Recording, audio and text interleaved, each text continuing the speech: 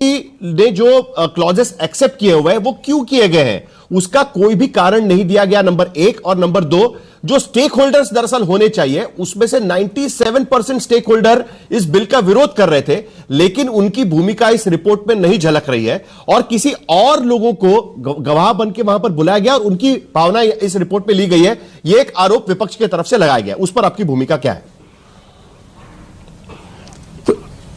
बहुत अच्छी बात आपने सवाल उठा दिया। पूरे देश को कहना चाहता हूं कि जो विपक्ष ये कह रहा है देश को गुमराह कर रहा है। पूरे देश के स्टेक होल्डर्स का भी हमने एनेक्सचर में 2775 पेजेस लगाए हैं, जो इसको रिकॉर्ड ऑफ एविडेंस कहते हैं।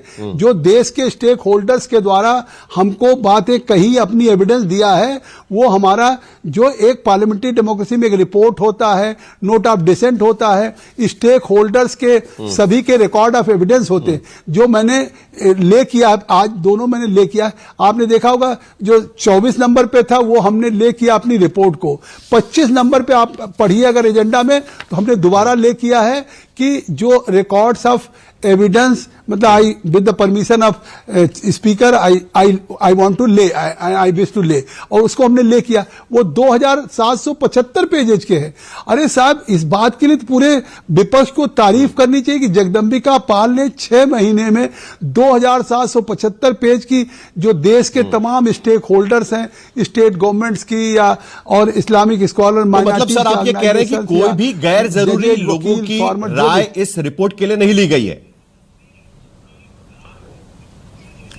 अच्छा सुन ली, अरे सबकी हमने राय ली, सबके रिकॉर्ड्स पर। इससे बड़ी बात और कह दूं कि अगर सरकार का नजरिया आप देखना चाहते हो कि अगर आज इन लोगों ने स्पीकर साहब से मिले और स्पीकर साहब को कहा इन्होंने कि साहब हमारी बात को नोट ऑफ डिसेंट से हटाया गया या हमारी कुछ चीजों को जो था उसको डिलीट किया गया, खुद भारत के गृह मंत्री श्री अमित शाह जी खड़े होकर क्या कह रहे हैं? कह रहे साहब अगर इन लोगों का ये एतराज है कि हमारे नोट ऑफ डिसेंट में कुछ चीजें हटाई गई हैं, तो मेरी पार्टी को कोई एतराज नहीं, उसको जोड़ दीजिए। तो इससे साफ है कि इसमें सरकार इस अमेंडमेंट को लाना चाहती है वक्फ के बेहतरी के लिए, वक्फ की प्रॉपर्टी का गरीब मुसलमान महिलाओं को फायदा हो, न कि मुतवल्ली उसको खुर्द-बुर्द करें, कमर्शियल प्रॉपर्टी बनाए के बेचें। लेकिन जो वाकिफ वक्फ करता है किसी विडो के लिए, आर्फन के लिए, खवातीन के लिए, पसमानदा मुस्लिम के लिए, उसका कोई फायदा मिल रहा है? कहीं आप देखें और मुद्दे पर मैं आपकी राय लेना चाहूंगा। वक्फ प्रॉपर्टीज कहीं कोई मेडिकल कॉलेज बना, कोई इंजीनियरिंग कॉलेज, कोई यूनिवर्सिटी है, आज वक्फ की प्रॉपर्टी से कहीं आप फायदा होते हुए किसी गरीब मुसलमान को देख रहे हैं? तो सरकार का अगर इंटेंशन है कि हमका इसका फायदा ज्यादा से ज्यादा गरीबों को मिले, तो मैं कहता हूं कि आप जब, अब तो रिपोर्ट प्रस्तुत हो गई, कानून बनेगा। जैसे 3 तलाक में लोग बहुत इसी तरह से विरोध कर रहे थे, आज देश की अल्पसंख्यक महिलाओं की सुरक्षा हुई। जैसे आर्टिकल 370-35A की बात हो रही थी, खून की नदियां बह जाएंगी, आज जम्मू कश्मीर मुख्य धारा में आया। यही पर एक सवाल उठाया जा रहा है। धन्यवाद। जब ये आप ऑब्जर्वेशन और रिकमेंडेशन बना रहे थे, तो हिस्ट्री नहीं सर, आखिर में वक्फ का इतिहास, इस्लामिक लॉज और इस्लामिक प्रैक्टिसेस का ख्याल नहीं रखा गया सर, ये भी सवाल उठाया गया है। चलिए जगदंबिका पाल जी, आपने भूमिका रखी इसके लिए आपका बोलिए। Waqf board statutory body, thank you. ये वक्फ बोर्ड स्टैच्यूटरी बॉडी है, रिलीजियस बॉडी नहीं है। तो वक्फ बोर्ड वक्फ की प्रॉपर्टी को एडमिनिस्ट्रेशन करने के लिए है, तो इसलिए उसको और सुधार हो, वो काम किया गया है। धन्यवाद।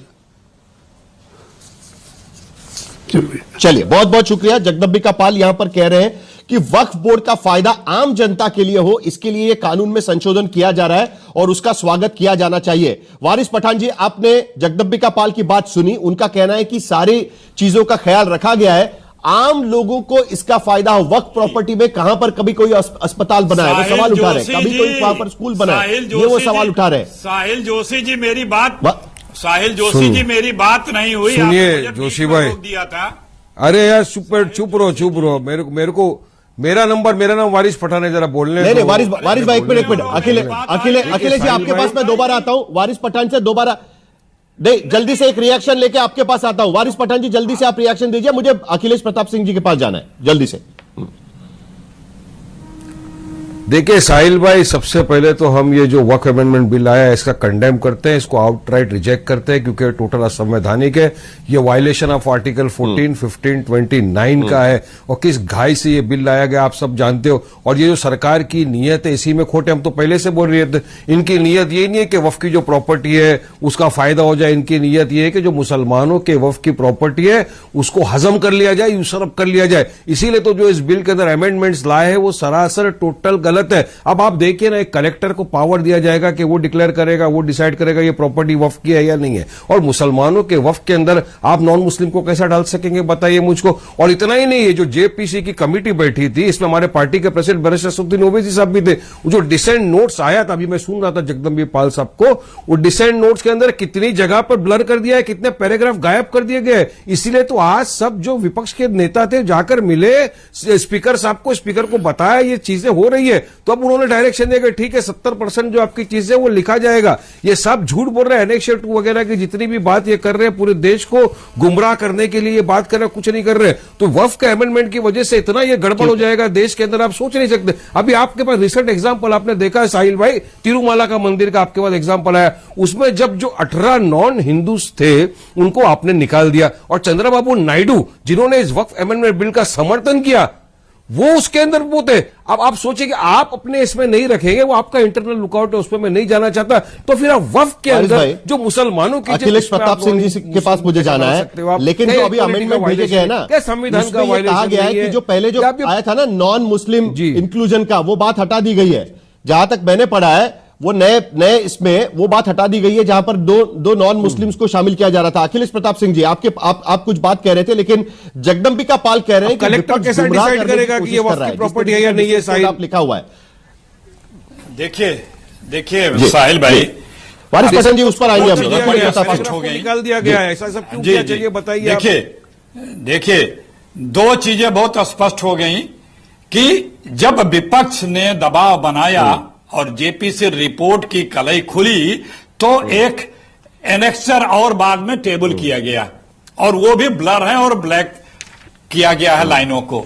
दूसरे गृह मंत्री को क्यों कहना पड़ा कि ठीक है आप जो आप कहेंगे हम इंक्लूड कर लेंगे, इट्स मीन्स कि पहले आपने इंक्लूड नहीं किया था। कोई बिल जेपीसी में क्यों जाता है? इसीलिए जाता है कि बहुमत से नहीं। अभी आज पाल साहब ने बहुमत का शब्द का प्रयोग किया, जेपीसी में सर्वानुमति से बिल आना चाहिए। बहुमत से तो पार्लियामेंट में भी आप बिल पास करा सकते हैं, जेपीसी में इसीलिए जाता है कि सबसे राय मशविरा करके बातचीत करके एक सर्वानुमति से बिल आ जाए। ये बिल डिसेंट नोट गायब है। दूसरा, इस बिल में नॉन स्टेक होल्डरों को प्राथमिकता दी गई है।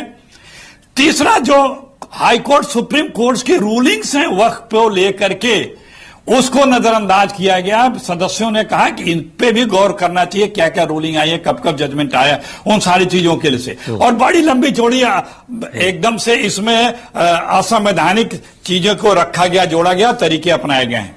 2-4 महीने और लग जाएंगे, वापस किया जाए जेपीसी को। कोई ये तो नहीं कह रहा कि ये बिल नहीं आना चाहिए, जेपीसी को वापस करे सरकार, नेक नियति से बिल बनावे, पूरा सदन भी सपोर्ट कर रहा है। तो आपको इस तरह से चालबाजी और डार्क में रखने की जरूरत क्या है? पहले भी आप जबरदस्ती से बिल पास कराए हैं और उन बिलों का हश्र क्या हुआ, आपको वापस लेना पड़ा, चाहे जीएसटी हो, कितना अमेंडमेंट करने पड़े।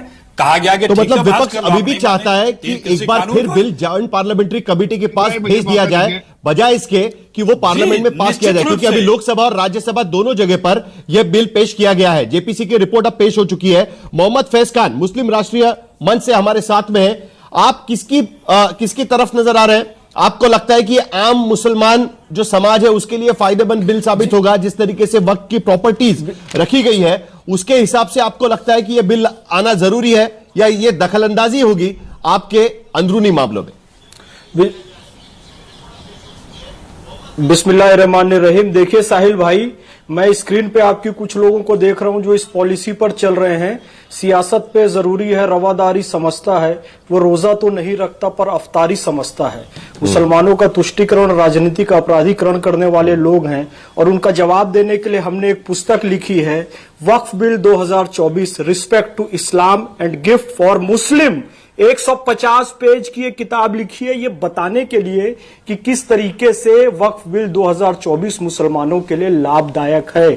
और 2006 की सच्चर कमेटी की रिपोर्ट जो खुद इनके द्वारा लाई गई थी वो क्या कह रही है कि यदि वक्फ संपत्तियों का 10% भी सही उपयोग हो जाता तो 60,000 करोड़ रुपए की आय होती उस समय, और अभी 1,25,000 करोड़ रुपए की आय होती मात्र 10% सही उपयोग होने से।